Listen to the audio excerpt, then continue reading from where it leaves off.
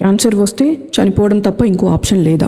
Let's find out. Hi, I'm doctor Priyanka, surgical oncologist. నేను చాలామంది పేషెంట్ని చూస్తాను, ఏడుస్తుంటారు.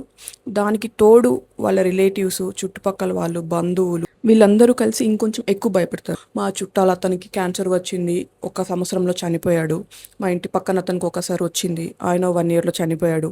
ఇలాంటివన్నీ చెప్పి భయపెడుతుంటారు. మీరు క్యాన్సర్ పేషెంట్ ఎవరైనా మీ చుట్టుపక్కల ఉంటే వాళ్ళకి ఇవ్వాల్సింది ఫస్ట్ హోప్. 10 years బ్యాక్ ఒక రకంగా ఉంది, ఇప్పుడు ఒక రకంగా ఉంది. 10 years బ్యాక్ కంటే ఇప్పుడు చాలా అడ్వాన్స్ ట్రీట్మెంట్ ఉంది, చాలా రకమైన మెడికేషన్స్ వచ్చాయి, చాలా కొత్త సర్జరీస్ వచ్చాయి. సో క్యాన్సర్ వస్తే ప్రతి ఒక్కరూ చనిపోవాల్సిన అవసరం లేదు. అవన్నీ అపోహలు, నమ్మకండి. కరెక్ట్ డాక్టర్ని సంప్రదించి కరెక్ట్ ట్రీట్మెంట్ తెలుసుకొని దాన్ని పట్టి ఫాలో అవ్వండి. మీరు అనవసరంగా భయపడి డాక్టర్ని అప్రోచ్ అవ్వకుండా ఇంట్లోనే ఉంటూ బాధపడుతూ అది మూర్ఖత్వం.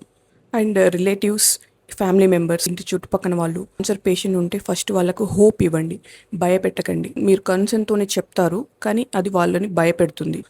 ప్రతి క్యాన్సర్కి డిఫరెంట్ టైప్ ఉంటుంది, ఒక్కో క్యాన్సర్ ఒక్కో రకం. చాలా క్యాన్సర్స్లో మంచి ప్రోగ్నోసిస్ ఉంది. ఒక చిన్న స్టోరీ చెప్తాను. రీసెంట్గా ఒక పేషెంట్ వచ్చింది, రొమ్ము క్యాన్సర్ అనమాట. రొమ్ము క్యాన్సర్తో వచ్చి ఏడుస్తుంది. ఎందుకమ్మా ఏడుస్తున్నారు అంటే, నేను ఒక 5 yearsలో చనిపోతాను, నాకు చిన్న చిన్న పిల్లలు ఉన్నారు, ఎలా అని ఏడుస్తుంది. ఎవరు చెప్పారు మీరు చనిపోతారు అని అంటే, ఇంటి చుట్టుపక్కన వాళ్ళు, మా బంధువులు, వాళ్ళు తెలిసిన వాళ్ళు ఎవరో చనిపోయారంట, నేను గూగుల్లో రీసెర్చ్ చేస్తే అది చెప్పింది. ఇవన్నీ నమ్మకండి. రొమ్ము క్యాన్సర్ అనేది చాలా మంచి గుడ్ ప్రోగ్నోసిస్. అంటే దాంతో మనకు ట్రీట్మెంట్ చాలా బెటర్ ట్రీట్మెంట్ ఉంది. చాలా రోజులు, ఇయర్స్ బతికిన వాళ్ళు కూడా ఉన్నారు. సో అపోహలు అసలు నమ్మకండి. First concentrate on your treatment. Doctor చెప్పింది వినండి, దాన్ని బట్టి ఫాలో అవ్వండి.